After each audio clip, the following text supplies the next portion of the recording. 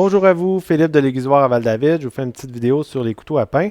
Une chose à dire avant d'aller vous montrer les modèles en particulier. Les couteaux à pain, je les recommande lorsqu'on a des pains, disons, artisanaux avec une croûte qui est très, très coriace, une croûte très épaisse et dure, croustillante. Je recommande les couteaux à pain dans ce cas-là. Parce que les couteaux, par exemple, couteau du chef ou bon, couteau japonais encore moins, là, mais disons les couteaux du chef pourraient s'abîmer un petit peu sur ce genre de croûte-là. Mais en général, si, disons, vous n'avez pas ce type de pain-là, vous avez des pains comme des bagels et compagnie, des pains avec une croûte un peu moins intense, là, euh, le couteau dentelé n'est pas nécessaire. En général, avec un bon couteau de chef ou un couteau japonais, euh, ça convient. Surtout le couteau du chef. Si la croûte est un petit peu dure, juste un petit peu dure, le couteau du chef est plus approprié. Généralement, ça fait un super bon travail. Voilà. Fait que je vous lance ça comme ça. Sinon, si vous avez des pains artisanaux avec des croûtes assez épaisses, je vous recommande le couteau à pain. Donc, qu'est-ce qu'on a ici? Bon, les couteaux très classiques, ceux-là ici, des Victorinox, couteau à pain avec des dents, je dirais, de grosseur petite à moyenne. Ils sont très légers, donc manche en fibrox, un peu plus style commercial, puis manche en bois de palissandre, sont très légers, faciles à utiliser. C'est sûr que ces couteaux-là sont faits pour être utilisés en étant sur le bord de la planche, étant donné qu'il n'y a pas de talon. La plupart de ces couteaux, il y a juste celui-là puis celui-là que je vais vous en parler plus tard, où on a vraiment un talon, ce qui fait qu'on peut travailler un petit peu plus aisément sur une planche au centre de la planche plutôt que sur le bord.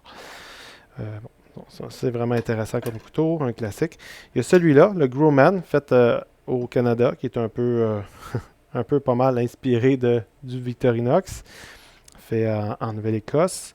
Donc le même principe, manche en bois de palissandre, trois rivets avec une soie qui va pas jusqu'au bout du manche, ce qui fait qu'il est plus léger.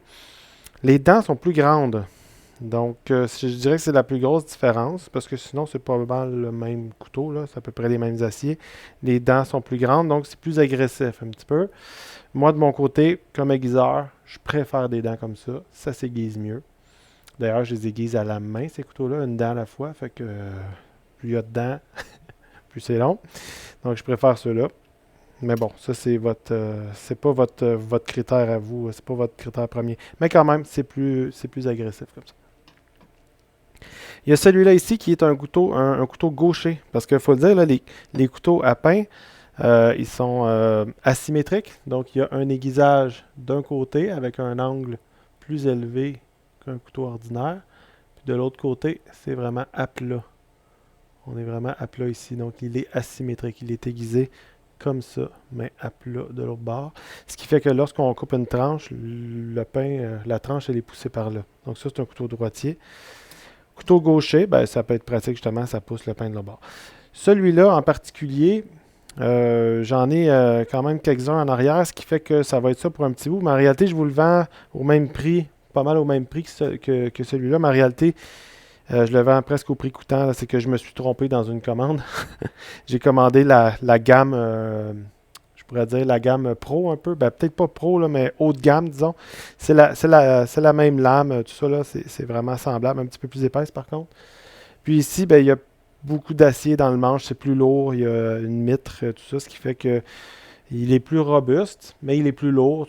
Généralement, ces couteaux-là, je ne les vends pas ici parce qu'à mon avis, on pourrait dire overbuilt par rapport, tu sais, sont trop robustes par rapport à l'usage qui est destiné. Puis le prix est beaucoup plus haut. Donc, c'est des couteaux que je ne tiens pas ici généralement.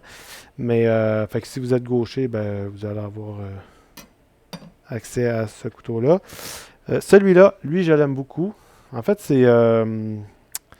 j'ai découvert ça il n'y a pas si longtemps. C'est un couteau à pain Victorinox qui est vraiment intéressant. C'est des dents, je dirais, de grosseur petite à moyenne. Il y a un talon, ce qui fait qu'avec ce couteau-là, il y a de la place ici là, pour les jointures. Fait qu'on peut travailler au centre de la planche. Ce qui est vraiment un avantage à mon avis. Ça va travailler un peu comme un couteau de chef. Puis il est très long, donc on peut couper des miches sans problème. Ne coupez pas sur des planches à découper comme ça. Ce que je vous recommande, c'est d'avoir une planche en bois laminé, par exemple, puis de couper votre pain sur ça. Ça va vraiment marquer votre planche. C'est pas grave, ça va être une planche qui n'est pas utilisée avec des aliments humides. Donc ça va rester tout strié. Vous allez scier votre planche avec le bois, avec le couteau finalement, avec le temps. Donc celui-là, c'est mon coup de cœur dû au talon qui est plus haut. Celui-là, ceux-là sont vraiment intéressants. Ça, c'est des couteaux un peu plus commerciaux avec des manches en plastique ergonomique, là, un petit peu plus gros les manches.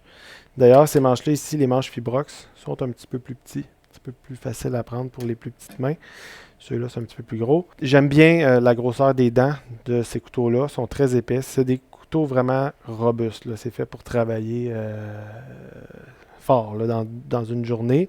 Celui-là, il est particulièrement long, sans être trop flexible non plus. Fait qu'on peut quand même arriver à couper une grosse miche avec ça assez bien. C'est des très bons aciers. Ces aciers-là sont supérieurs un petit peu que les Victorinox puis les Growman.